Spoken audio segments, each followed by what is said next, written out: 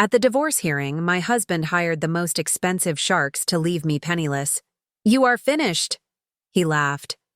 I looked helpless, but I had made one call. Suddenly, the doors burst open.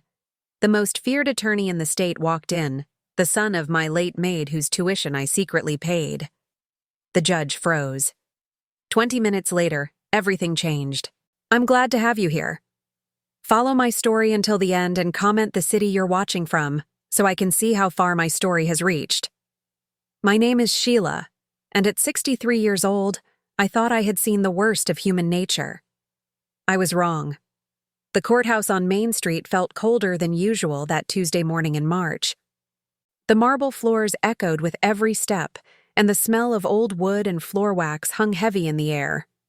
I sat on the hard oak bench outside courtroom B, my hands folded in my lap, watching the second hand of the wall clock tick away the final moments of my 41-year marriage. Tobias sat across from me with his team of lawyers, 3 of them. Each one cost $500 an hour, he had made sure to tell me. They wore identical charcoal suits and carried briefcases that probably cost more than I spent on groceries in 6 months. My own attorney, Mr. Peterson, was a kind man in his 70s who charged me $200 an hour and looked nervous every time he glanced at Tobias's legal army. "You ready for this, sweetheart?" Tobias called out, his voice dripping with false concern. The pet name he had used for decades now sounded like mockery. "I hope you understand this is just business." I didn't respond. What was there to say? For the past 8 months, since he had served me with divorce papers, Tobias had made it clear that he intended to leave me with nothing. The house we had lived in for 35 years, the business he had built while I supported him, even the small savings account I thought was ours together. He wanted it all. "Mrs. Henderson?" The bailiff appeared at my side. "Judge Morrison is ready for you." I stood on shaking legs and smoothed my navy blue dress. It was the same dress I had worn to Carmen's funeral 3 years ago. Carmen, my housekeeper who had become so much more than that. She had been the only person who truly knew the woman I was beneath the surface that Tobias saw every day. The courtroom was smaller than I had expected. High windows let in streams of pale sunlight that seemed too cheerful for what was about to happen. Judge Morrison, a stern woman in her 50s, sat behind the bench shuffling through papers. Tobias and his lawyers took up the entire left side of the room, while Mr. Peterson and I looked tiny and outnumbered on the right. "This is a dissolution of marriage proceeding," Judge Morrison began, her voice echoing in the nearly empty room. "Mr. Caldwell, you may present your case." Tobias's lead attorney, a sharp-faced man named Caldwell, stood up with theatrical precision. "Your Honor, my client Tobias Henderson seeks a fair division of marital assets. However, we must note that Mrs. Henderson contributed very little to the accumulation of these assets during their marriage." The words hit me like a physical blow. Very little. After 4 decades of keeping his house, raising the children who had moved far away, supporting his career while putting my own dreams aside. Very little. "Mrs. Henderson," Caldwell continued, consulting his notes, "was primarily a homemaker throughout the marriage. She holds no professional credentials, contributed no significant income, and has no documented financial contributions to the marital estate valued at approximately $850,000. $850,000. That was what our life together was worth, apparently. The house on Elm Street where I had cooked thousands of meals, the business Tobias started in our garage while I worked a part-time job to pay our bills, the savings we had built together, penny by penny. Therefore, Caldwell's voice grew stronger, we request that Mrs. Henderson receive only the minimum required by law, as she lacks the skills or means to contribute meaningfully to her own support." I felt Mr. Peterson shift beside me, his pen scratching frantically across his legal pad. He was a good man, but I could see the defeat in his shoulders. We both knew he was outmatched. Judge Morrison looked at me with something that might have been pity.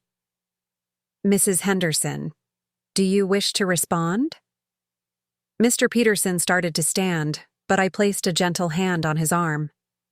"Your Honor," I said, my voice steadier than I felt, "I would like to make a brief phone call before we proceed. It's important." The judge frowned. "Mrs. Henderson, this is highly irregular." "I understand, Your Honor, but there's someone who needs to know what's happening here today." Tobias let out a bark of laughter. "Who are you going to call, Sheila? Your book club? Your knitting circle?" His lawyers chuckled appreciatively at his joke. "Your Honor, my wife has always been dramatic. She's probably going to call one of her friends to come hold her hand." The humiliation burned in my chest, but I kept my voice calm. "May I make the call, Your Honor? It will only take a moment." Judge Morrison checked her watch. "5 minutes, Mrs. Henderson. Then we continue." I walked to the back of the courtroom, my heels clicking on the marble floor.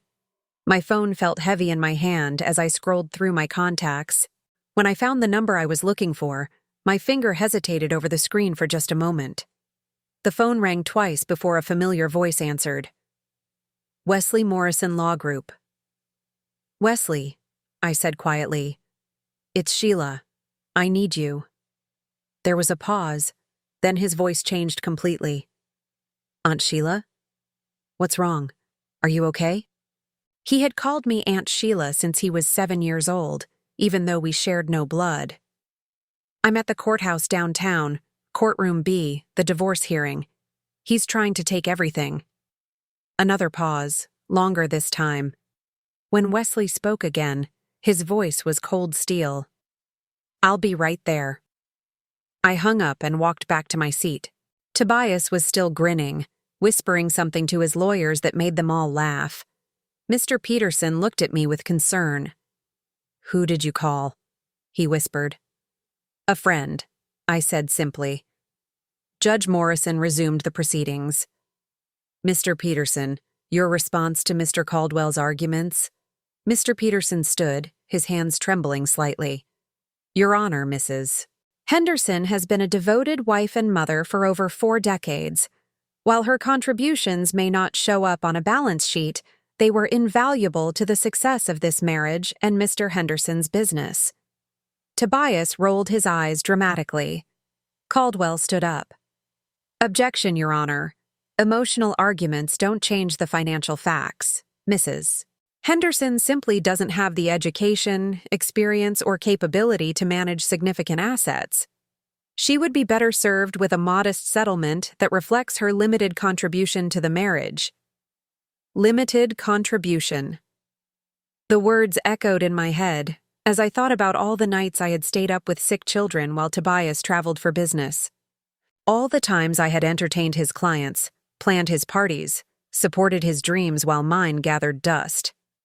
"Furthermore," Caldwell continued, "Mrs. Henderson has shown poor financial judgment throughout the marriage. She has no understanding of investments, business operations, or financial planning. Granting her a significant portion of the marital assets would be irresponsible." Tobias leaned back in his chair, completely relaxed. He caught my eye and smiled. Not the warm smile I had fallen in love with 43 years ago, but something cold and triumphant. "You know what, Sheila?" he said, loud enough for everyone to hear. "You should be grateful for whatever you get. You've never been anything but a housewife. You don't know how to take care of yourself, let alone money. You are nobody." The words hung in the air like a slap. Judge Morrison frowned at the outburst, but Tobias didn't care. He was enjoying this. "You are nobody," he repeated, his voice softer, but somehow more cutting. "You always have been. I don't know why I stayed married to you as long as I did." Something broke inside me then. Not my spirit, that had been broken and mended so many times over the years, but something else, the last thread of whatever had once connected us, the final remnant of the girl who had believed that love conquered all. I looked at him sitting there with his expensive lawyers, so confident in his cruelty. He had no idea what was coming. He had no idea who I really was or what I had been doing all these years while he dismissed me as nobody. The courtroom doors were heavy oak, and when they opened, they made a sound like thunder. Every head turned toward the back of the room. Even Judge Morrison looked up from her papers. And that's when everything changed. My phone buzzed with a text message. I glanced down and smiled for the first time in months. "I'm here. W." Tobias was still laughing with his lawyers, completely unaware that his world was about to collapse around him. He thought he knew everything about me, thought he had accounted for every possibility. But there were some things Tobias had never known about his wife of 41 years. Some secrets I had kept so well that they had become invisible, even to me sometimes. The doors opened wider, and I could hear footsteps in the hallway. Confident footsteps that belonged to someone who had never been told he was nobody. Someone I had made sure of that. The footsteps in the hallway grew closer, but my mind drifted back to a different time, a different courtroom. The small family court where I had first met Carmen Morales 28 years ago. It was 1995, and I was 35 years old, desperate for help with the house and the children while Tobias traveled constantly for his growing business. Carmen was 23, a young mother herself, holding the hand of her 5-year-old son Wesley as she waited to translate for her elderly neighbor in a landlord dispute. I remember thinking how dignified she looked despite her obvious nervousness. Her black hair was pulled back in a neat bun, and she wore a simple blue dress that was carefully mended at the hem. Wesley stood quietly beside her, his dark eyes taking in everything around him with the kind of intelligence that you notice immediately. "Excuse me," I had said, approaching her during a break in the proceedings. "I couldn't help but notice how well you handle yourself. Are you looking for work?" Carmen's English was hesitant then, but her eyes lit up with hope. "Si, yes. I clean houses. I cook. I take very good care." That was how it started. Carmen came to work for us 3 days a week, bringing Wesley with her during school holidays and sick days. Tobias barely noticed them. To him, they were just part of the household machinery that kept his life running smoothly while he focused on what he considered important. But I noticed everything. I noticed how Carmen would quietly fix things around the house that Tobias never even saw were broken. I noticed how she always made sure there were fresh flowers on the dining room table. Not because I asked her to, but because she understood that small, beautiful things mattered. Most of all, I noticed Wesley. Even at 5 years old, Wesley was special. While other children his age played with toys, he would sit at our kitchen table carefully copying letters from my recipe cards, teaching himself to read in English. When Carmen worked late, I would help him with his homework, watching as his face lit up when he understood something new. "He is very smart," Carmen would say with pride, but also with worry. "Too smart for our neighborhood. I want better for him, but—" She never finished those sentences, but I understood. Carmen cleaned houses and worked in a factory on weekends. Wesley's father had disappeared before he was born. There was no money for the kind of education that could unlock Wesley's potential. That's when I started to plan. It began small. I would buy extra school supplies and casually mention that Wesley could use them for his projects. I enrolled him in the library's summer reading program and drove him there myself when Carmen was working. When he needed a new backpack for school, I bought 2, one for him and one for my own son, saying I had gotten a discount for buying in bulk. Tobias never noticed the extra expenses. Why would he? He was making good money by then, and I had always been careful with the household budget. A few dollars here and there for school supplies, library fines, or occasional treats for Wesley were invisible in our larger financial picture. But as Wesley got older, my planning became more deliberate. I opened a separate savings account using my maiden name, depositing $20 or $30 a week from the grocery money. Over the years, it added up. By the time Wesley was in middle school, I had saved nearly $15,000. That's when Carmen got sick. It started with fatigue that she blamed on working too hard. Then came the headaches, the unexplained weight loss, the bruises that wouldn't heal. By the time she finally went to a doctor, the cancer had already spread. I drove her to every appointment, sitting in sterile waiting rooms while she underwent test after test. Tobias never asked where I went on those afternoons. As long as dinner was on the table when he got home, he didn't care how I spent my days. "I'm scared for Wesley," Carmen told me during one of our long waits at the oncology center. "If something happens to me, he has no one. My family in Mexico, they can't take him. And he's so close to graduating high school."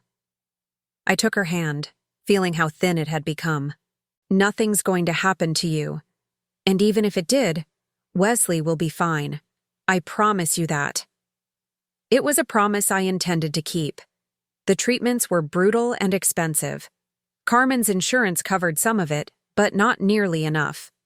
I quietly paid the bills that insurance wouldn't cover, using money from my secret account and telling Carmen it was charity from the church. She was too proud to accept direct help, but she couldn't argue with what she thought was community assistance. Meanwhile, Wesley was thriving in high school. His grades were perfect, his teachers raved about his potential, and he had been accepted to several colleges. But college meant money. Lots of money that Carmen didn't have and couldn't borrow. That's when I made the biggest decision of my life. I had been planning to use my secret savings to finally take the art classes I had dreamed of since I was young. For 40 years, I had put my own ambitions aside for Tobias's career, for the children's needs, for everyone else's priorities. The money I had saved was going to be my chance to finally do something just for me. Instead, I used it to secure Wesley's future. I arranged for a scholarship through a fictional foundation I created, complete with official-looking paperwork that I typed up on Tobias's business computer. To Wesley and Carmen, it appeared that an anonymous benefactor had noticed his academic excellence and wanted to invest in his education. $1,200 a month, I told them, watching Wesley's face light up with hope. Enough to cover tuition, books, and living expenses at the state university. Carmen cried when I showed her the paperwork. Wesley hugged me so tightly I could barely breathe.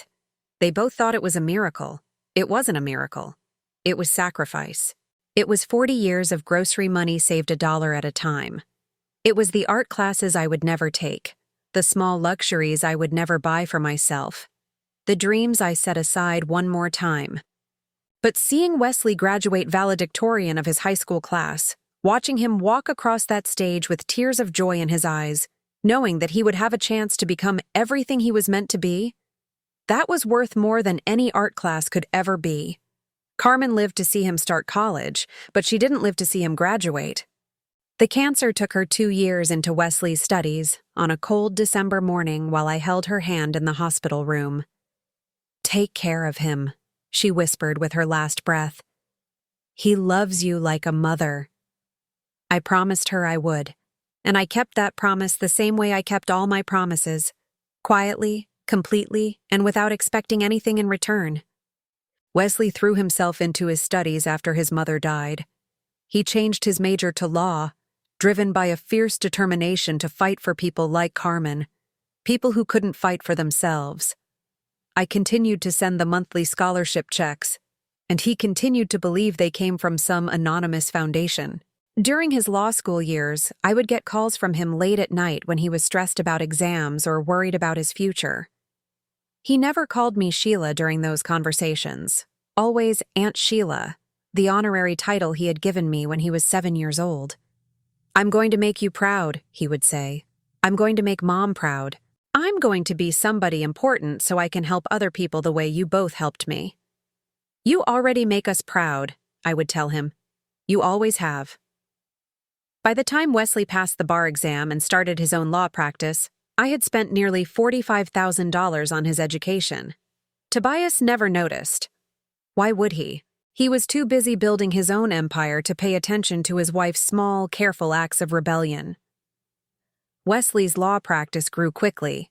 He had a reputation for taking cases that other lawyers wouldn't touch, for fighting harder than anyone expected, for never backing down when he believed in something. Within 5 years, he was one of the most respected attorneys in the state, and through it all, he still called me Aunt Sheila. 3 years ago, when Carmen had been gone for 8 months and Wesley was establishing his reputation as a formidable lawyer, Tobias started talking about divorce for the first time. It was casual at first. Jokes about how much easier his life would be without a wife to worry about. Comments about how young and free he felt when he traveled for business. That's when I started keeping records. I documented every cruel comment, every dismissive gesture, every time he made me feel small and invisible. I took photos of the bruises on my arms from the times he grabbed me too hard when he was angry. I saved emails where he talked to his business partners about me like I was furniture that he was tired of looking at. I did it quietly, the same way I had done everything else in my life. And I saved it all in a folder that I kept hidden behind my recipe cards in the kitchen. The same place where Wesley used to practice his letters all those years ago. Carmen had taught me that love wasn't just about sacrifice. It was about strategy. It was about planting seeds for the future, even when you couldn't see how they would grow. Now, sitting in that courtroom listening to my husband call me nobody, I could hear those seeds beginning to bloom. The footsteps in the hallway had stopped. Someone was standing just outside the courtroom doors. Tobias was still laughing with his lawyers, still so confident in his victory. He had no idea that the scared 5-year-old boy who used to sit at our kitchen table had grown up to become the one person in this state that nobody wanted to face in court. He had no idea that every dollar he thought I had wasted on groceries and household expenses had actually been an investment in this exact moment. Most of all, he had no idea that love, real love, the kind that expects nothing in return, always finds a way to protect what matters most. The doors were about to open, and everything he thought he knew about his nobody wife was about to change forever. The heavy oak doors of courtroom B swung open with a force that made everyone turn. The sound echoed through the chamber like a gunshot, cutting through Tobias's laughter and the whispered conversations of his legal team. Wesley Morrison stepped into the courtroom, and everything changed. He was 38 years old now, tall and imposing in a charcoal gray suit that probably cost more than most people made in a month. His dark hair was perfectly styled, his shoes polished to a mirror shine, and he carried himself with the kind of quiet confidence that comes from never losing a case that mattered. But what struck me most was his eyes. They were the same intelligent eyes I had seen in that 5-year-old boy who used to practice his letters at my kitchen table, but now they held something else: power, authority. The absolute certainty of someone who had never been called nobody and never would be. Behind him walked 2 associates, a young man and woman who moved with the precise efficiency of a well-oiled machine. Each carried expensive leather briefcases and tablet computers, ready for whatever legal battle lay ahead. Judge Morrison looked up from her papers, clearly surprised by the dramatic entrance. "Excuse me, but this is a closed proceeding. Are you attorneys involved in this case?" Wesley's voice filled the courtroom when he spoke, rich and commanding. "Yes, Your Honor. Wesley Morrison of Morrison Law Group. I'm here to represent Mrs. Sheila Henderson in this divorce proceeding." The silence that followed was deafening. Mr. Peterson looked at me with complete confusion. Tobias's expression had frozen somewhere between amusement and alarm. His lawyers suddenly looked less confident, their expensive suits seeming a little less impressive in the presence of the man who had just walked into their courtroom. But it was Tobias himself who provided the most satisfying reaction. The color drained from his face as recognition slowly dawned. His mouth opened and closed like a fish gasping for air, and his hands gripped the edge of the table so tightly that his knuckles went white. "Wesley?" he whispered, the name coming out like a prayer or a curse. "Carmen's boy?" Wesley's eyes found Tobias across the courtroom, and his expression was as cold as winter. "Mr. Henderson, it's been a long time." Judge Morrison looked between them, clearly sensing the tension. "Mr. Morrison, I wasn't aware that Mrs. Henderson had retained new counsel. Mr. Peterson, were you informed of this change in representation?" Poor Mr. Peterson looked as confused as everyone else. "Your Honor, this is the first I'm hearing of it." I stood slowly, feeling stronger than I had in months. "Your Honor, I would like to dismiss Mr. Peterson and retain Mr. Morrison as my attorney. Thank you, Mr. Peterson, for your service. Mr. Peterson gathered his papers with visible relief. He was a good man, but we both knew he had been drowning in this case from the beginning. As he packed up his briefcase, he leaned over and whispered, "Good luck, Sheila. I have a feeling you're going to need it less than I thought." Wesley approached the defendant's table with his associates, setting down their briefcases with practiced efficiency. As he moved closer, I could see Tobias's panic growing. Sweat beaded on his forehead despite the cool air conditioning, and his breathing had become shallow and rapid. "Your Honor," Caldwell, Tobias's lead attorney, stood up with less confidence than he had shown all morning. "We object to this last-minute substitution. This appears to be a deliberate attempt to disrupt these proceedings." Wesley turned toward Caldwell with a smile that could have frozen hell. "Mr. Caldwell, isn't it? I'm familiar with your work. Mostly divorce cases where you try to intimidate women into accepting inadequate settlements. How's that working out for you lately?" Caldwell's face reddened. "Your Honor, this is highly irregular and inappropriate." Judge Morrison held up her hand for silence. "Mr. Morrison, while your entrance was certainly dramatic, you do have the right to represent Mrs. Henderson if she chooses to retain you. However, I hope you're prepared to proceed immediately. We've already heard opening arguments from Mr. Caldwell." Wesley opened his briefcase with deliberate calm. "Your Honor, I've been following this case since it was filed 8 months ago. I'm fully prepared to proceed." 8 months. He had been watching this entire time, waiting for the right moment. I felt a surge of emotion that I couldn't quite name. Gratitude, amazement, and something that felt like the fierce pride a mother feels for her child. Tobias leaned forward in his chair, his voice hoarse with disbelief. "How is this possible? How can you afford him, Sheila? Wesley Morrison charges $5,000 an hour. You don't have that kind of money." Wesley turned to face Tobias fully, and when he spoke, his voice carried the weight of 28 years of gratitude and 15 years of professional success. "Mr. Henderson, there are some things money can't buy. There are some debts that can never be repaid with cash. And there are some women who deserve better than being called nobody by the men who should have cherished them." The courtroom fell silent except for the soft hum of the air conditioning and the distant sound of traffic outside. Tobias stared at Wesley as if he were seeing a ghost, which in a way, he was. The ghost of all the kindnesses he had never noticed, all the sacrifices he had dismissed, all the love he had taken for granted. "You don't understand," Tobias said, his voice rising with desperation. "This woman has been living off my success for 40 years. She's never contributed anything meaningful to our marriage or our finances. She doesn't deserve half of what I've built." Wesley's associate, the young woman, opened her tablet and handed it to him. He glanced at the screen, then looked back at Tobias with an expression of mild curiosity. "That's interesting, Mr. Henderson, because according to the financial records we've obtained, your wife has made some very significant contributions over the years. Contributions you apparently weren't aware of." Caldwell jumped to his feet. "Objection. What financial records? We haven't seen any discovery that supports that claim." Wesley smiled again, and this time there was something predatory in it. "Mr. Caldwell, discovery works both ways. While you were busy trying to prove that Mrs. Henderson contributed nothing to this marriage, we were busy proving exactly the opposite." He nodded to his male associate, who immediately began setting up a laptop and portable projector.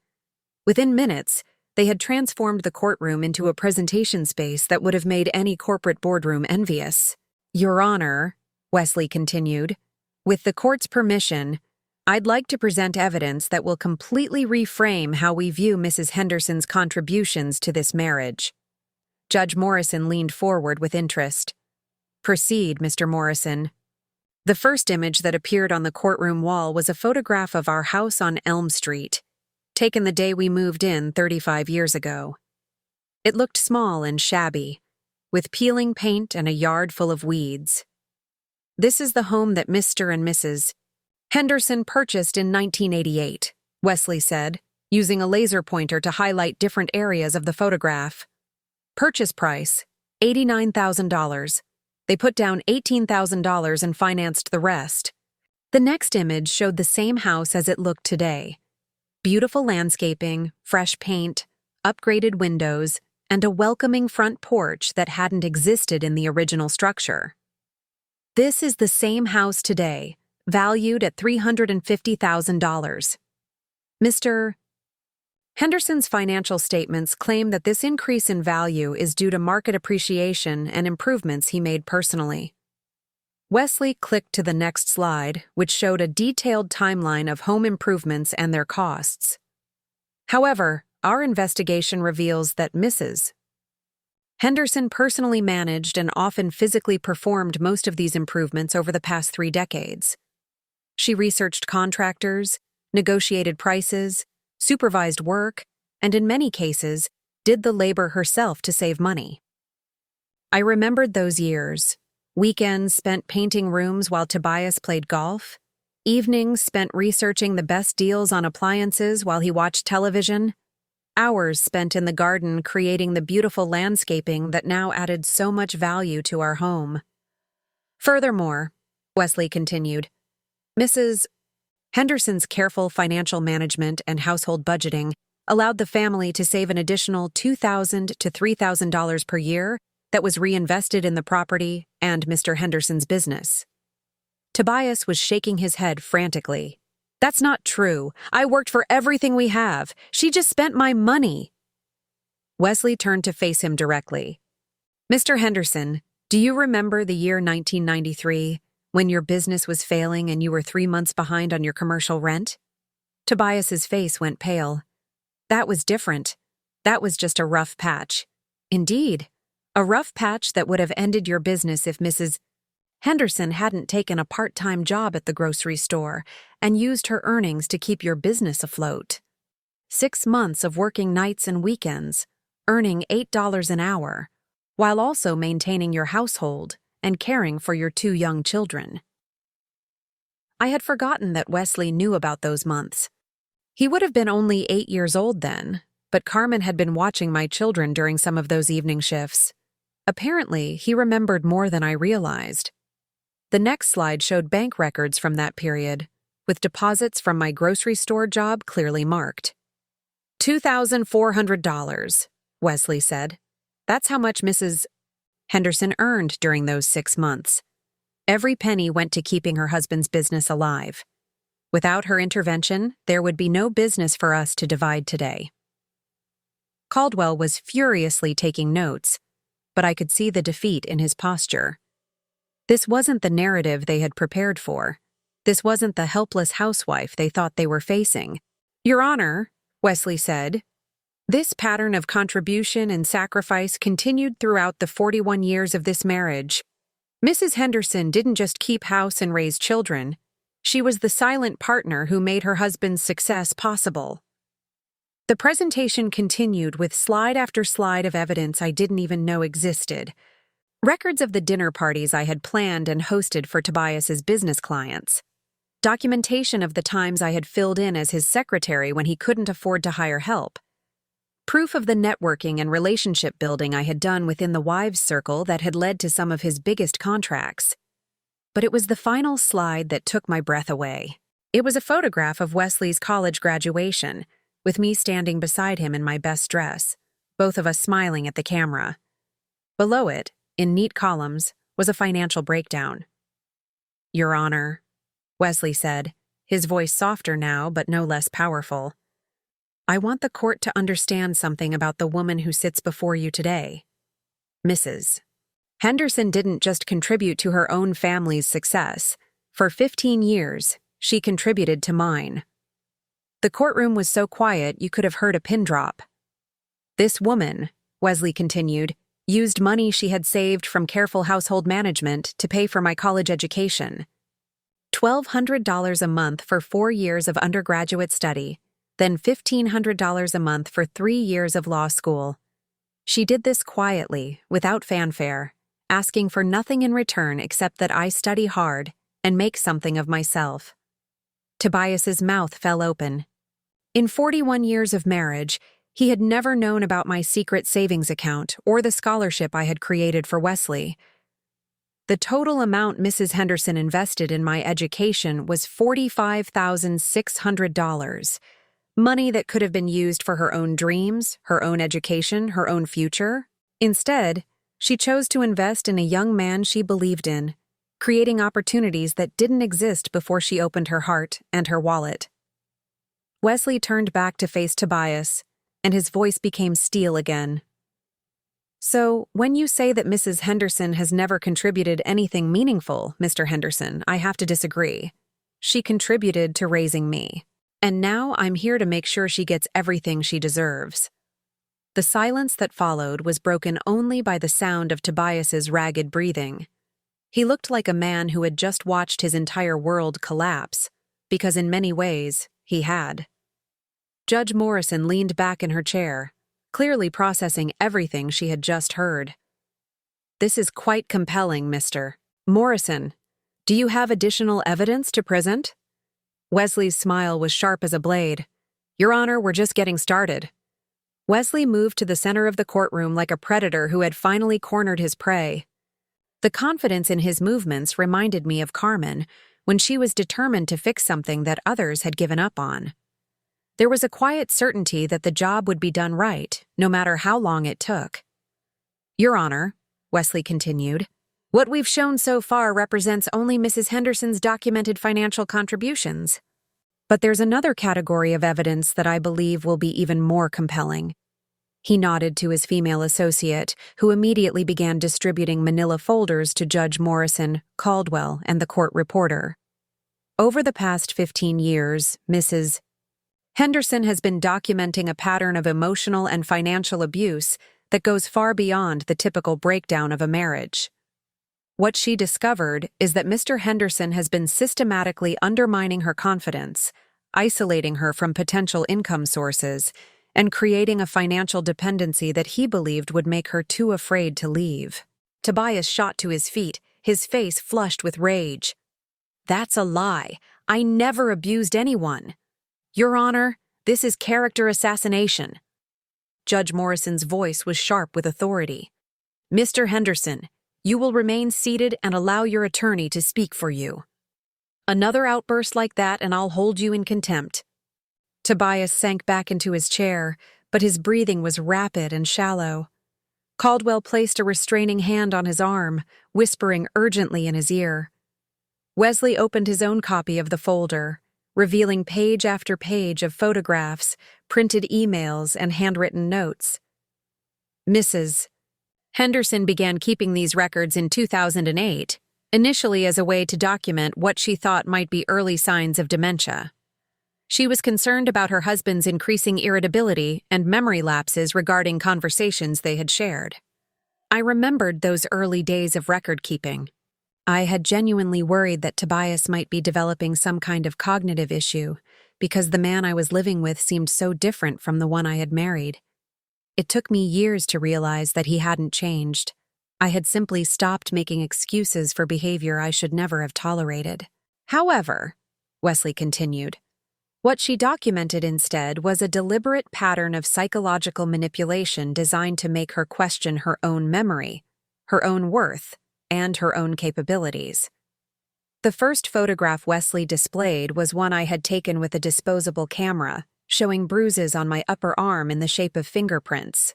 This photograph was taken on March 15, 2009, after Mr. Henderson grabbed Mrs. Henderson's arm hard enough to leave marks because she had embarrassed him at a business dinner by expressing an opinion about local politics that differed from his own. Tobias made a strangled sound, but Caldwell kept him in his seat. Mrs.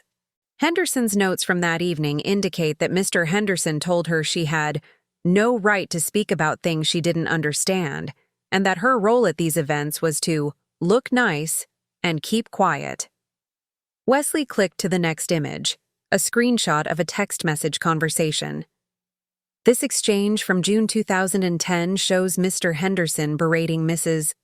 Henderson for spending $12 on groceries that he deemed unnecessary. despite the fact that his business had earned over $60,000 that month. I could see Judge Morrison reading along, her expression growing more serious with each piece of evidence. The pattern escalates over time, Wesley explained. By 2012, Mr. Henderson was requiring Mrs. Henderson to ask permission for any purchase over $5, while simultaneously criticizing her for not contributing to the household income. Wesley's male associate handed him a thick stack of printed emails. These are emails from Mr. Henderson to his business partners between 2013 and 2018. In them, he regularly refers to his wife as dead weight, describes her as too stupid to understand business, and jokes about how easy it would be to get rid of her if divorce laws weren't so unfavorable to men. Caldwell was frantically scribbling notes, but I could see the defeat in his posture. Everything Wesley was presenting was documented, dated, and devastating. "Your Honor," Caldwell said desperately, "these emails are taken out of context. Men sometimes complain about their spouses to their friends. It doesn't constitute abuse." Wesley turned to face Caldwell with the patience of a professor explaining something to a particularly slow student. "Mr. Caldwell, you're absolutely right. Men do sometimes complain about their spouses. But let me show you what makes this different." The next slide showed a timeline spanning 10 years, with dozens of incidents marked in red. "This isn't occasional venting, Mr. Caldwell. This is a sustained campaign designed to isolate Mrs. Henderson from any source of independence or self-confidence. Every time she expressed interest in taking a class, getting a job, or pursuing a hobby, Mr. Henderson found a way to sabotage it." Wesley clicked through a series of documented incidents. 2011. Mrs. Henderson enrolled in a watercolor painting class at the community college. Mr.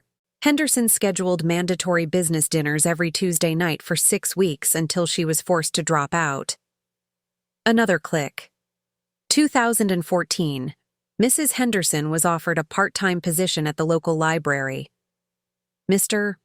Henderson convinced her that the 20 hours a week would neglect her household duties and that the $15 an hour pay wasn't worth the embarrassment of his wife working for so little.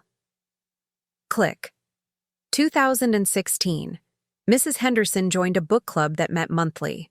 Mr. R. Henderson complained so consistently about the time it took away from his needs that she stopped attending after 4 months. Each incident seemed small by itself, but seeing them laid out chronologically painted a picture of systematic control that made my stomach turn. I had lived through each of these moments, but I had never seen the pattern until now. The goal, Wesley explained, was to ensure that Mrs. Henderson remained financially and emotionally dependent on Mr. Henderson, making it impossible for her to leave even if she wanted to. Judge Morrison looked up from the documents. "Mr. Morrison, this is certainly disturbing, but how does it relate to the financial aspects of this divorce?" Wesley smiled. "I'm glad you asked, Your Honor, because Mr. Henderson's behavior wasn't just cruel, it was also illegal." The next slide showed bank records that I had never seen before. Multiple accounts, all in Tobias's name only, with balances that made my head spin. While Mr. Henderson was telling his wife that they needed to be careful with money and limiting her access to household funds, he was secretly transferring marital assets into accounts that she didn't know existed. Caldwell stood up quickly. "Objection, Your Honor. We haven't seen these records before. How did opposing counsel obtain confidential banking information?" Wesley's expression was innocent. "Mr. Caldwell, these records were subpoenaed from the banks after we discovered their existence through Mr. Henderson's own emails. It turns out that when you joke about hiding money from your wife in writing, it creates what we in the legal profession call evidence." The blood drained from Tobias's face as Wesley continued. "Over the past 8 years, Mr. Henderson has moved approximately $230,000 in marital funds into personal accounts. Money that should have been available for household expenses, Mrs. Henderson's personal use, and joint financial planning. $230,000. I felt dizzy trying to comprehend the amount. All those years of worrying about grocery budgets and asking permission for small purchases, while Tobias was hiding a fortune that rightfully belonged to both of us. Furthermore, Wesley said, his voice gaining momentum, Mr. Henderson used this hidden money to finance a lifestyle that Mrs. Henderson wasn't allowed to share. Business trips that were actually vacations, expensive restaurants where he entertained clients alone, even a luxury car that he claimed was necessary for business, but kept registered to his company rather than bringing it home. Wesley's associates had prepared a detailed financial analysis that they projected onto the courtroom wall. Every hidden account, every secret transaction, every dollar that Tobias had diverted from our marriage was laid out in neat columns and graphs. The total value of assets that Mr. Henderson attempted to hide from this divorce proceeding is $473,000, Wesley announced. Combined with the openly acknowledged marital assets of $850,000, we're looking at a marital estate worth over $1.3 million. $1.3 million. I had been living like a pauper while married to a secret millionaire. Tobias was hyperventilating now, his expensive lawyers looking helpless as their carefully constructed case collapsed around them. Caldwell was flipping through papers desperately, searching for some argument that could salvage the situation. "Your Honor," Caldwell said, his voice tight with desperation, "even if these allegations are true, it doesn't change the fact that Mrs. Henderson lacks the experience to manage significant financial assets. The responsible course of action would be to award her a modest settlement that ensures her security without overwhelming her limited capabilities." The condescension in his voice made my teeth clench, but Wesley just smiled wider. "That's an interesting argument, Mr. Caldwell. Let me address the question of Mrs. Henderson's financial capabilities." Wesley nodded to his female associate, who handed him another folder. "Mrs. Henderson has been managing a complex financial portfolio for the past 15 years without her husband's knowledge or assistance. She opened and maintained separate investment accounts, researched and selected mutual funds, and achieved an average annual return of 7.4% on her investments." The next slide showed the growth of my secret education fund for Wesley, from the initial small deposits to the final account balance when I closed it after his graduation. This represents sophisticated financial planning and investment management that many professional advisors would be proud of. Mrs. Henderson turned household savings of $35,000 into the $45,600 that funded a complete college and law school education. Wesley turned to face Caldwell directly. "So when you suggest that Mrs. Henderson can't handle financial responsibility, Mr. Caldwell, I have to ask, exactly what evidence supports that claim?" "Because the evidence I see shows a woman who successfully managed complex financial transactions while her husband was busy hiding money and lying about their true financial position." The courtroom fell silent except for the sound of Tobias's labored breathing. His lawyers had stopped taking notes. There was nothing left to defend. Judge Morrison leaned back in her chair, clearly overwhelmed by the mountain of evidence Wesley had presented. "Mr. Morrison, do you have recommendations for how the court should proceed?" Wesley straightened his tie with casual confidence. "Yes, Your Honor. Given the pattern of financial deception and emotional abuse we've documented, along with Mr. Henderson's attempts to hide marital assets, we recommend the following." He paused, letting the tension build as everyone in the courtroom waited to hear what would happen next. "We recommend that Mrs. Henderson receive 65% of all marital assets, including the hidden accounts, as well as spousal support of $3,000 per month for 10 years. We also recommend that Mr. Henderson be required to pay all of Mrs. Henderson's legal fees and court costs." Tobias made a sound like a wounded animal. Caldwell looked like he was going to be sick. "Furthermore," Wesley continued, "we request a restraining order requiring Mr. Henderson to maintain his distance from Mrs. Henderson and to cease all attempts at contact or intimidation." Judge Morrison nodded slowly. "Mr. Morrison, I'm going to need time to review all of this evidence. This case is continued for 2 weeks while I consider your recommendations. As the judge gathered her papers and prepared to leave, Wesley turned back to face Tobias one final time. You called her nobody, Mr. Henderson, Wesley said quietly. But you were wrong. She was never nobody. She was the woman who raised a scared little boy to believe in himself. She was the woman who saved your business when you were too proud to admit you were failing. She was the woman who built a beautiful home while you were too busy to notice. Wesley's voice grew stronger. And now, she's the woman who's going to walk out of here with everything she deserves, while you learn what it really means to have nothing. The courtroom was completely silent as we all absorbed the magnitude of what had just happened. Tobias sat in his chair like a broken man, surrounded by his expensive lawyers who had proven completely useless when faced with the truth. But as I watched Wesley pack up his briefcases and prepare to leave, I realized that this wasn't just about money or revenge. This was about something much more important. It was about a scared 5-year-old boy who had grown up to become the kind of man who would never let anyone call the woman who saved him nobody. And it was about a 63-year-old woman who was finally about to discover what her life could look like when she was free to be somebody. 2 weeks passed like a slow-motion earthquake. Every day brought aftershocks from what had happened in that courtroom, ripples spreading through our small community as word of the proceedings leaked out. Tobias had always been so careful about his reputation, so concerned with appearing successful and respectable. Now that facade was crumbling, one revelation at a time. I spent those weeks staying in a small apartment that Wesley had arranged for me, away from the house on Elm Street where Tobias remained. The space was modest but peaceful, with large windows that let in morning sunlight, and a tiny kitchen where I could make my own coffee without asking anyone's permission. For the first time in decades, I woke up each morning without the knot of anxiety in my stomach that had become so familiar, I thought it was normal. Wesley called me every evening to check on me and to prepare for what he called the final phase of our strategy.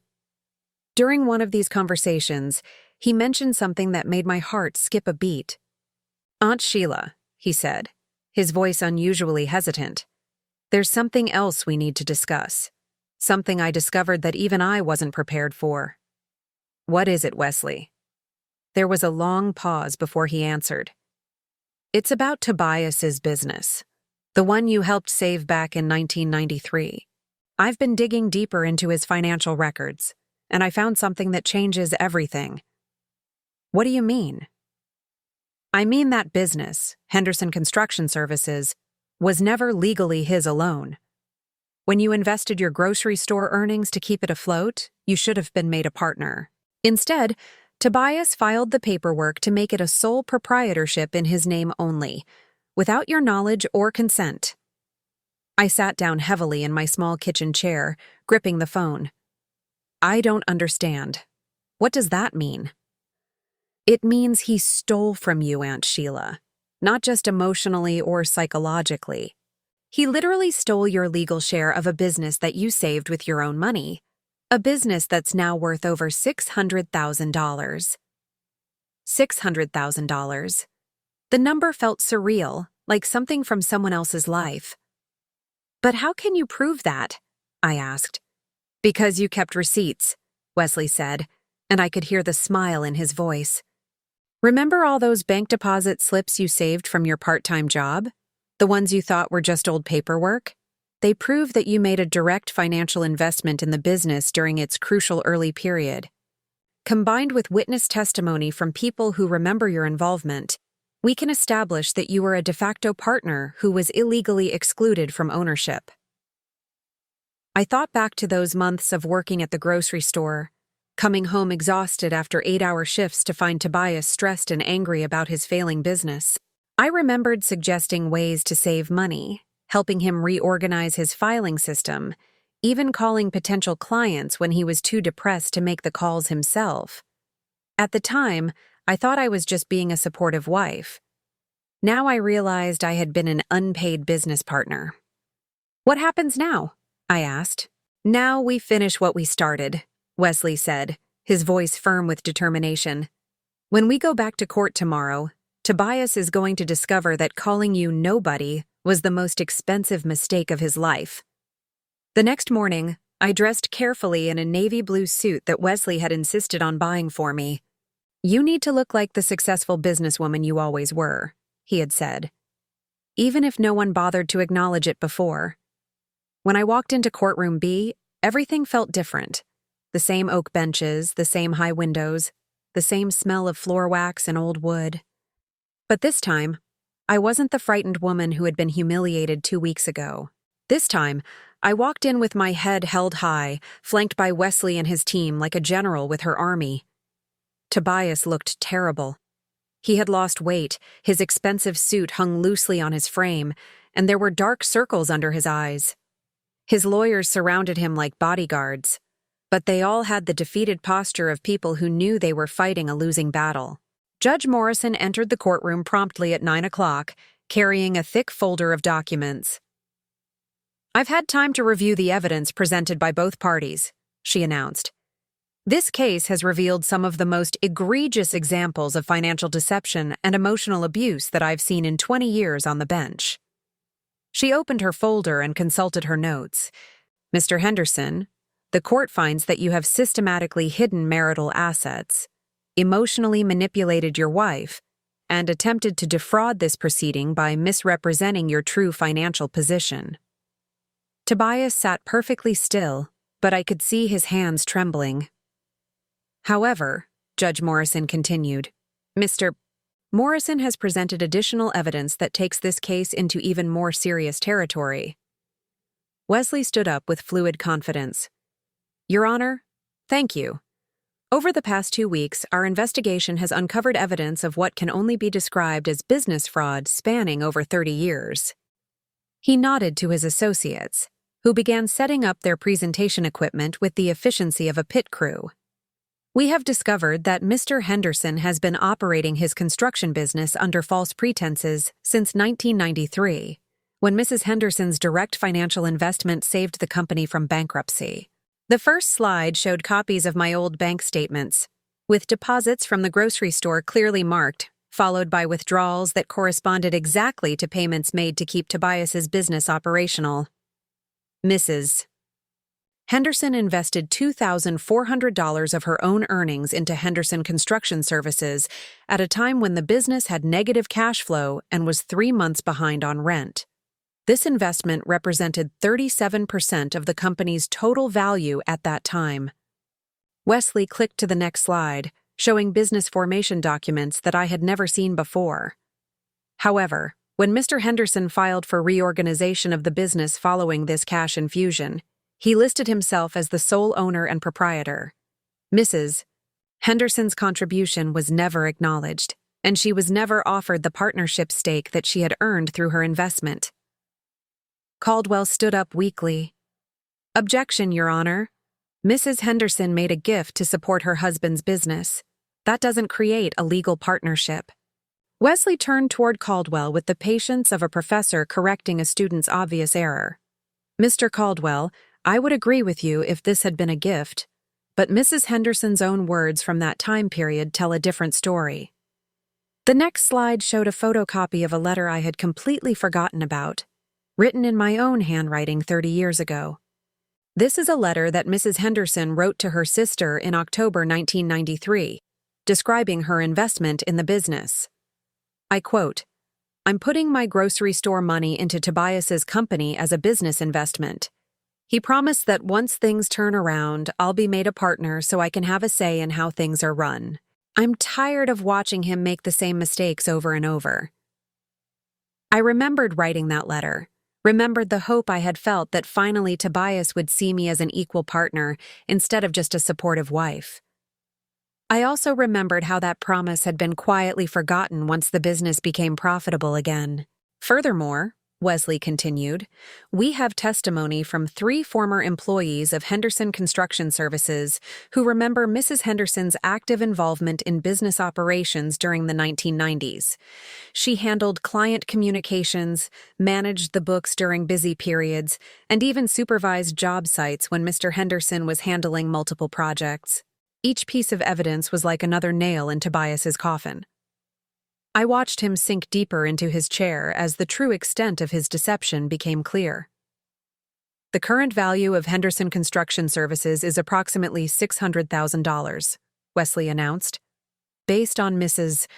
Henderson's original investment and continued involvement, she is entitled to 37% ownership of this business. 37% of $600,000, $222,000 that I had never known belonged to me. But Wesley wasn't finished. Your Honor, there's one more matter that needs to be addressed. During our investigation, we discovered that Mr. Henderson has been using business funds for personal expenses, including payments to a private investigator hired to monitor Mrs. Henderson's activities during their separation. I felt a chill run down my spine. Tobias had been having me watched. These surveillance reports, which Mr. Henderson paid for with money that legally belonged to both spouses, reveal that Mrs. Henderson's activities during their separation consisted entirely of visiting the library, grocery shopping, and attending church services. In other words, Mr. Henderson spent marital funds to confirm that his wife was exactly as honest and trustworthy as she appeared to be. The irony was devastating. Tobias had been so convinced that I was hiding something, so certain that I must be as deceptive as he was, that he had paid thousands of dollars to prove his own paranoia wrong. The total amount spent on surveillance was $8,700, Wesley continued. Money that came directly from the business account that Mrs. Henderson had unknowingly co-owned for 30 years. Judge Morrison leaned forward, her expression stern. Mr. Henderson, do you have anything to say in your defense? For a moment, I thought Tobias might remain silent. Then he stood up slowly, ignoring Caldwell's attempts to keep him seated. Your Honor, he said, his voice hoarse and broken, I never meant for things to go this far. I thought she would be grateful for what I provided. I thought she understood that I was the one making the important decisions. He turned to look at me for the first time since Wesley's presentation began. Sheila, you have to understand. I was protecting you.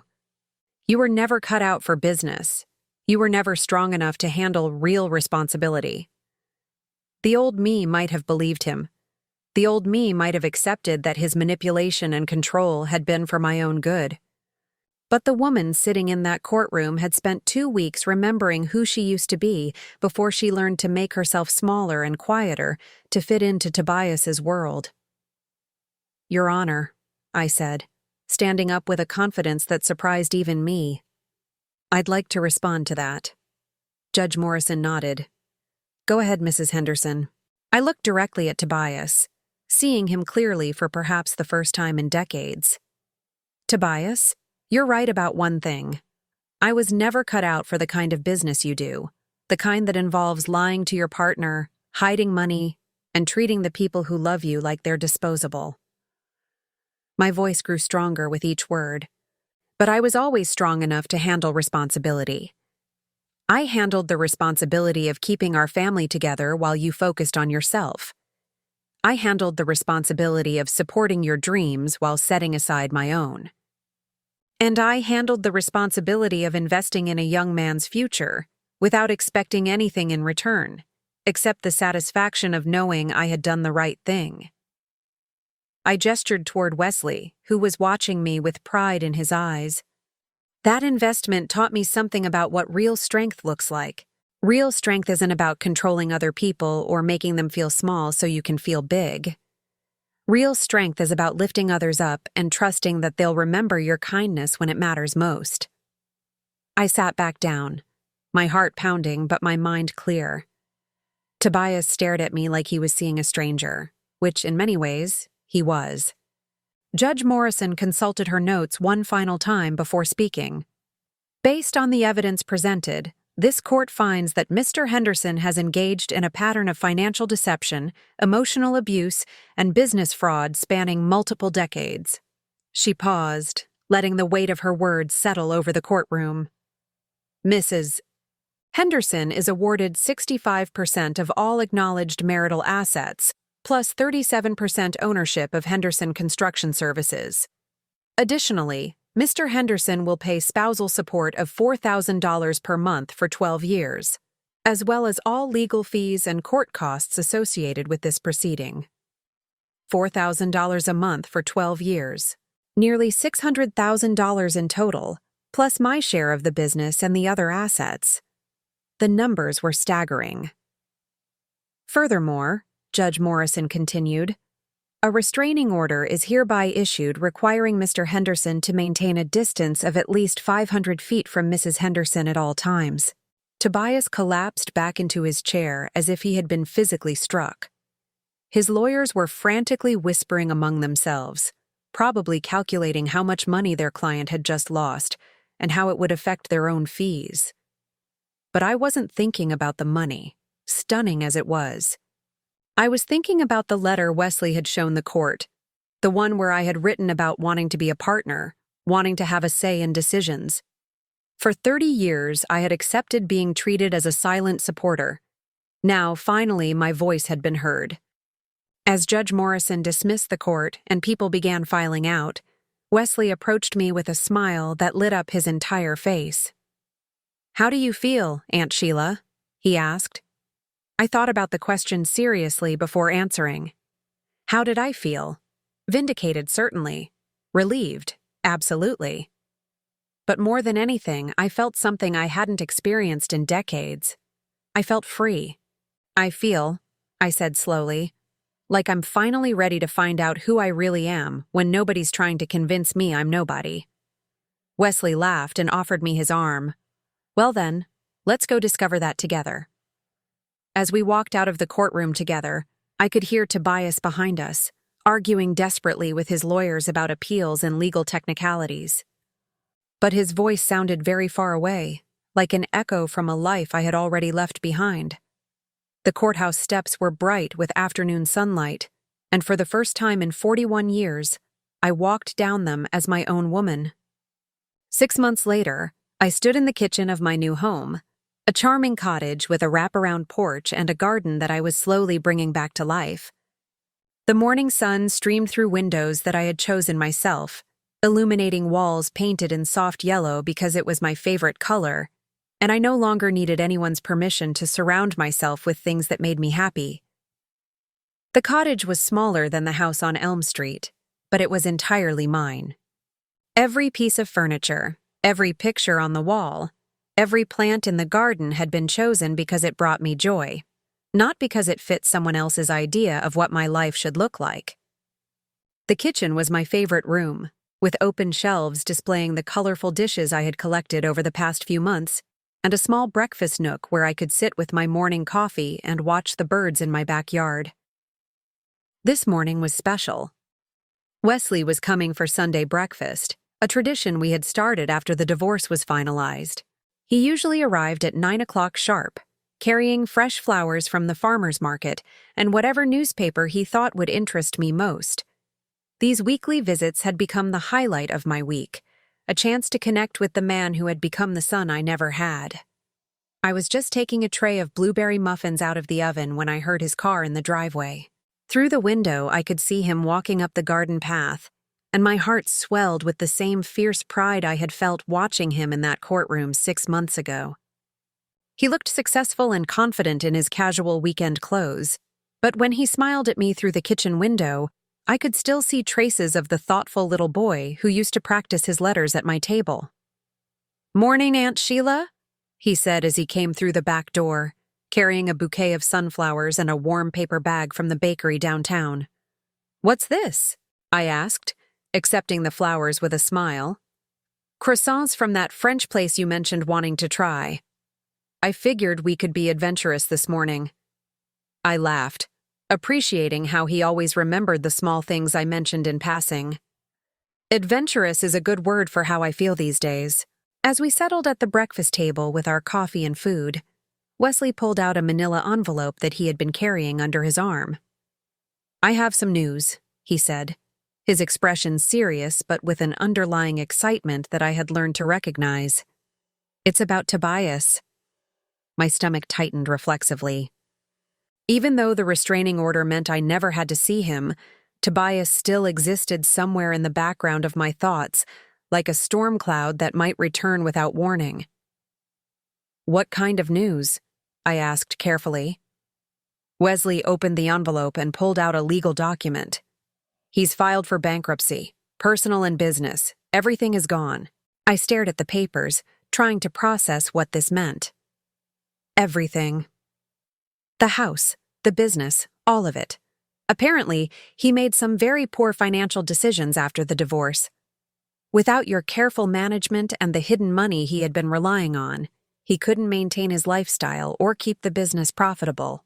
Wesley's expression was neutral, but I could see something like satisfaction in his eyes. He also tried to declare the spousal support payments as unaffordable, but the judge denied his request. The divorce settlement stands as agreed. I took a sip of my coffee, surprised by my own reaction. I had expected to feel victorious or vindicated, but instead I felt something closer to pity. Tobias had spent so much energy trying to control and diminish me that he had forgotten to build anything real for himself. "What happens to him now?" I asked. Wesley shrugged. "That's not our concern anymore.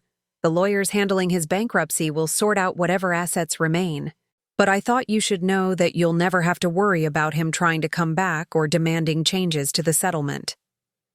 The relief that washed over me was profound. For months, I had been waiting for the other shoe to drop, for Tobias to find some new way to disrupt the peace I had built. Now, finally, that chapter was truly closed. "There's something else," Wesley said, his tone shifting to something warmer. "I wanted to talk to you about the scholarship fund." I raised an eyebrow. "What scholarship fund?" Wesley smiled. "The one we're going to start with some of your settlement money, if you're interested." He pulled out another set of papers, these ones covered with his neat handwriting and detailed financial projections. "I've been thinking about everything you did for me, and everything my mom went through trying to give me opportunities that didn't exist in our world. There are other kids out there right now, kids like I was, who have the potential to do great things but no way to access the education they need." I leaned forward, intrigued by the passion in his voice. "I want to create a scholarship program for children of domestic workers, immigrants, and single mothers. Full scholarships, not just tuition, but living expenses, books, everything they need to succeed. And I want to name it after my mom." Wesley's eyes glistened with unshed tears. "The Carmen Morales Scholarship Fund. What do you think?" I felt my own eyes fill with emotion. Carmen would have loved knowing that her sacrifice was being honored in a way that would help other families like hers. "How much would it cost to start something like that?" I asked. "To really make a difference? To fully fund 5 students per year through 4-year degrees? About $100,000 initially, then $50,000 per year after that to maintain it." $100,000. 6 months ago, that would have seemed like an impossible amount. Now, with the settlement and my share of the business, it was entirely within my means. "Yes," I said immediately. "Absolutely yes." Wesley's face lit up with joy. "Really? You're sure?" I thought about Carmen, about the dignity with which she had faced every challenge, about the love she had poured into raising Wesley despite having so little material support. I thought about the woman I had become since walking out of that courthouse, the confidence I had discovered in myself when I stopped apologizing for taking up space in the world. "Carmen believed in investing in people's potential," I said. "She invested her love and hopes in you, and look how that turned out. I invested in your education, and you used it to save my life. Now we get to invest in other young people who deserve the same chance." Wesley reached across the table and squeezed my hand. "You know what this means, don't you?" I tilted my head, curious. "It means you're going to be busy. Scholarship committees, interviews with applicants, mentoring students once they're in college. You're going to have a whole new career." The word career sent a thrill through me. At 63 years old, I was going to have my first real career, doing work that mattered in ways I could measure and celebrate. "I think I'd like that," I said, smiling at the thought of all the young people we could help, all the dreams we could make possible. After Wesley left that afternoon, I spent the evening in my garden, pulling weeds and planting the fall flowers I had bought at the nursery. The physical work felt good, therapeutic in a way that reminded me of all those years of improving the house on Elm Street. But this time, every improvement I made would benefit me directly. As the sun began to set, I sat on my front porch with a glass of wine, watching the neighborhood children ride their bicycles on the quiet street. A young couple walked by with their toddler, the woman pushing a stroller while the man carried a diaper bag, and pointed out different flowers in the yards they passed. They looked happy, comfortable with each other in a way that spoke of genuine partnership. I thought about the marriage I had just left behind, about the woman I had been for 41 years. She wasn't a bad woman. She had been loving, supportive, generous to a fault. But she had also been afraid, always walking on eggshells, always making herself smaller to accommodate someone else's ego. The woman sitting on this porch was different. She still had all the good qualities of the old Sheila, but she also had something new, the unshakable knowledge of her own worth. She had learned that kindness didn't require self-sacrifice, that love shouldn't come with conditions, and that helping others was most powerful when it came from a place of strength rather than obligation. My phone buzzed with a text message. It was from Wesley. "Talked to a lawyer about setting up the scholarship fund. Can we meet this week to go over the details? Also, I think we should plan a small ceremony to announce it. Carmen deserves to be celebrated properly." I typed back, "Yes to everything. I'm proud of the man you've become, and I know your mother would be too." His response came immediately. "I'm proud of the woman you've become too. Thank you for showing me that it's never too late to become who you were meant to be." I set my phone aside and looked out at my garden, where the flowers Carmen had taught me to grow were blooming in colors she would have loved. The roses she had helped me plant at the old house were probably still blooming too, but they belonged to someone else's story now. These flowers were mine, grown in soil I had chosen, tended with hands that belonged completely to myself for the first time in decades. They were beautiful in a way that had nothing to do with anyone else's expectations, and everything to do with the simple joy of creating something lovely for its own sake. As darkness fell and the streetlights flickered on, I realized something that would have surprised the woman I used to be. I wasn't lonely. Despite having spent most of my adult life defining myself in relation to other people, as Tobias's wife, as a mother, as Carmen's friend, I had discovered that I genuinely enjoyed my own company. I liked the woman I was when no one was watching, when no one needed anything from me, when I could simply exist without explanation or apology. I liked her strength, her kindness, her quiet determination to build something meaningful from the wreckage of what came before. The night air was cool and peaceful, filled with the sound of crickets and the distant laughter of neighbors enjoying their own evening routines. I pulled a soft shawl around my shoulders and settled deeper into my porch chair, in no hurry to go inside. Tomorrow would bring new plans to make, scholarship applications to review, young lives to impact in positive ways. There would be board meetings and interviews, strategy sessions and celebration dinners. There would be all the busy, purposeful work of a woman who had finally found her calling. But tonight, there was just this. The simple pleasure of sitting in peace on my own front porch, surrounded by the garden I had planted, and the life I had built from nothing but determination and the love of people who had never called me nobody. I raised my wine glass in a silent toast to Carmen, wherever she was, thanking her for raising the kind of son who would remember the woman who believed in him when it mattered most. Then I toasted the sunset, the flowers, and the quiet miracle of a life that had somehow turned out better than I ever dared to dream.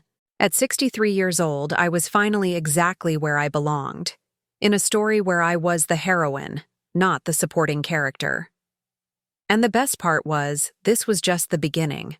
The price of loyalty, I had learned, could be devastatingly high when it was given to the wrong person. But the price of freedom, The cost of choosing yourself after decades of choosing everyone else was worth everything I had paid to earn it. Some endings are really beginnings in disguise. Some losses turn out to be the most valuable gifts you never knew you needed. And sometimes, the people who try to make you feel like nobody end up teaching you exactly how to be somebody worth knowing.